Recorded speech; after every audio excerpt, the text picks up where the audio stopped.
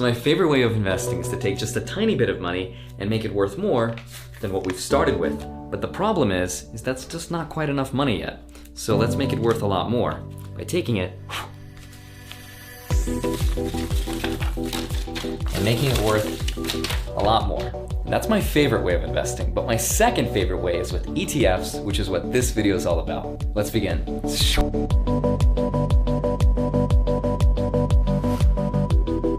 Hi, my name is Andre Jik. Welcome back. Hope you had a great week. And let's get right into the top 10 ETFs, or exchange traded funds, which think of them like this simple deck of cards, which let's say is worth $20.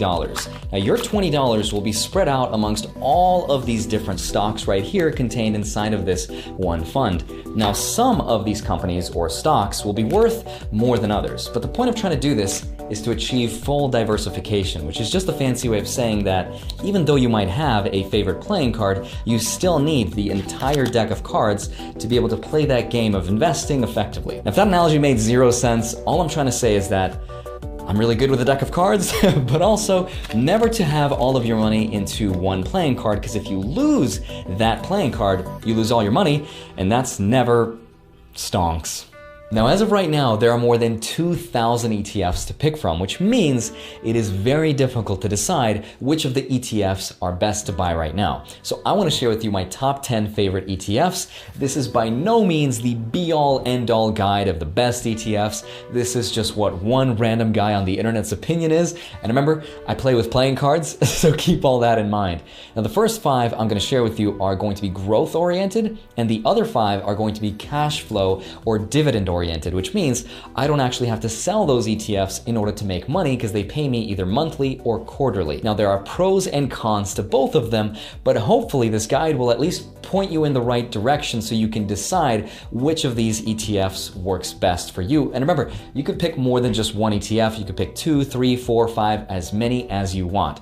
So having said all that, let's dive right into the top 5 growth ETFs. And coming in at number 1 is VT. Let me ask you something. How many stocks do you want to own? Yes, by owning one VT stock, you own the entire world. You own the US market, you own the international market. You're basically a James Bond villain at this point. But if you believe that the world will be in a better place 20 to 30 years from now, you're gonna do good, and you might want to consider this ETF. Now, because it is so diversified, it's only returned around 5.7% since the fund was created, in comparison to US markets, which has returned around 7%. But Vanguard thinks that in the next 10 years, international markets are going to do better than US markets.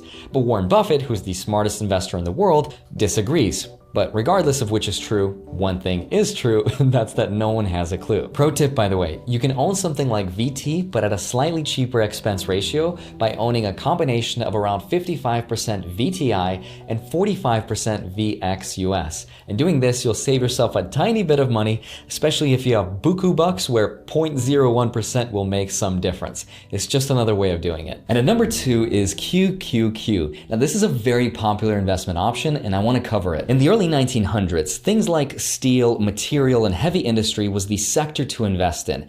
We were building railroads, bridges, roads, infrastructure, so that sector boomed. But nowadays, it's just a stable dividend sector with nothing to brag about. Today, of course, the hot sector is technology, and we've got companies like Apple, Google, Amazon, Facebook, Tesla, MySpace. Just checking to see if you're still awake. Smash the like button if MySpace Tom was your only friend. But by owning QQQ, you're gonna own more than 100 companies from the NASDAQ that is very heavily weighed in technology. And because we are entering the age of technology, 20 to 30 years from now, we could look back at this moment in history and think, wow, 2020 was just the beginning of technology and we thought it was overpriced. Or 30 years from now, we could look back and think, 2020 was way overvaluing technology and the best products were already created. But generally speaking, sector dominance is usually temporary or cyclical. And I know it's very tempting to look at that graph and just assume it's going to keep on growing like that for the next 10 years. And maybe it will, because with great power comes great responsibility, Peter, which means if you want those big returns, you have to take the bigger risk. So if you're younger, this fund might be for you, but just remember, this fund's beta is at 1.13, which means it's a little bit more volatile than the general stock market, which also means you better like emotional roller coasters, because you just bought yourself a one-way ticket. And coming in at number 3 is ARK Fund, or ARKK. Now this one is an actively managed fund versus a passively managed one. An actively managed one means that there is a real human being who's working day and night to find these stocks. And for that reason, we have to pay a higher expense ratio of 0.75%, which means $75 for every $10,000 that we invest here, which doesn't sound like a lot, but it's actually a lot of money when comparing it to a lot of other funds. But this one specifically is run by Cathie Wood, who looks at disruptive technologies to try to outperform the market. And she actually has, because one of the core holdings of ARK is Tesla, and it's performed incredibly well this year. Get this, in the last year alone, ARK has performed 65% gains, which is insane when comparing the overall stock market return, which has an average of 7% per year versus 65%. But its greatest strength is also one of its greatest weaknesses because it's actively managed. And there's very little evidence to show that humans can beat passively managed funds over many decades of time. There's just very little evidence to say that we as humans can pick better stocks than just following the market trends. So yes, this year it might be up 65%, but maybe next year technology doesn't do quite as well and it won't perform as well. But regardless, if you are an ultra aggressive investor for growth, then you might want to consider this stock. Coming in at number 4 is the VOO, which is Vanguard's S&P 500 ETF, which is a fancy way of saying that it tracks the top 500 companies in the whole United States. And you really can't go wrong with this one. It's a core holding in a lot of people's portfolios, and its closest siblings would be something like SDY or SPY or SPY, because I'm Russian. But actually, SPY, according to some studies, because it's got a cooler sounding ticker symbol, might actually help it perform better than other non-cooler sounding ticker symbols. It's weird. And lastly, number 5 is my personal favorite, and that is VTI. Every single working person in America, every single CEO with their fancy suits and ties is working every single day to make you more money. It's a really cool feeling because you can walk into any store in the US, pick up an item and say, I own this. But only theoretically, because if you try to run out with that item, you'll probably get arrested. But don't try to explain to the officer that you own 0.0000001% of that item because you own VTI. It won't go well. Trust me. Then my top 2 favorite growth ETFs, VTI and VOO, are both virtually the same, with VOO being just slightly better, but they both own the top 10 companies that are the exact same thing, but really they are interchangeable. And if you like big companies, then you should go with VOO. And if you want to own all the companies, then just go with VTI, but you'll not go wrong with either one of them. And you don't have to pick one or the other. You could just own both, and that's fine as well. But pro tip, if you buy something like VOO or VTI and you put in 80% of your money into that and the other 20% into VBTLX, which is a bond ETF to smooth the ride, as JL Collins says, then you can be set for the rest of your life. You can literally stop watching this video.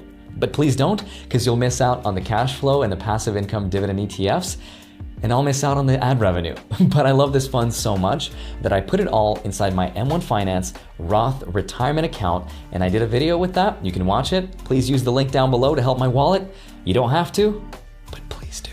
Now let's talk about cash flow or dividend-oriented ETFs. Now these could pay either monthly or quarterly, because it's a 25-cent piece. It took me forever to do that move. And coming in at number 5 is Noble. Now, if dividend aristocrats could have their own ETF, then this is literally it, because the only companies inside of here are ones that have increased their dividend for 25 straight years or longer. That's pretty cool. Even though the dividend yield is only 2.2%, they've grown that dividend by about 12% in the last 5 years. The downside is you're going to trade a lot of growth for that stability. But not everybody cares about the yield, so you might want to consider adding this one to your portfolio, especially if you're older and you really value that stability and the pedigree and history of having companies pay you on time. Coming in at number 4 is SCHD, which is the Charles Schwab US Equity Dividend Fund. This one has a sweet spot yield of 3.44%. It's dirt cheap to own at just $6 for every 10K invested. It's grown in value over time, which is exactly what we want to see. And in the last 5 years, it's grown its dividend by 10%, which is great. In the last year alone, it's grown its dividend by 20%. It pays us quarterly, and it's just an all-around solid dividend ETF. And coming in at number 3 is VIG, which stands for very good. No, it doesn't. It stands for Vanguard's Dividend Appreciation Fund, and it accepts companies that have increased their dividends for 10 plus years. Now, its dividend yield is only at 1.81%, but what it lacks in yield, it makes up for in growth, because it's a grower, not a shower. But one way to substitute VIG is with DGRO, which is the exact same principle, except the companies in this ETF are ones that have increased their dividends by 5 plus years. But the two are almost identical. And coming in at number 2 is VYM, which is Vanguard's High Dividend Yield ETF. Right now its yield is at 3.5%, and since the fund was created, it has returned an average of around 6.7%, which is pretty in line with the stock market. It's got a really dirt cheap expense ratio of 0.06% as well, and by owning this one stock, you will own 428 different stocks, which means you will be extremely well diversified. There's not that many bad things I can say about it. It's an all-around amazing ETF, which I'd like to own more of. And at number 1 is SPHD. Now, I have around $6,700 invested into this one, and it's paying me around 5.5%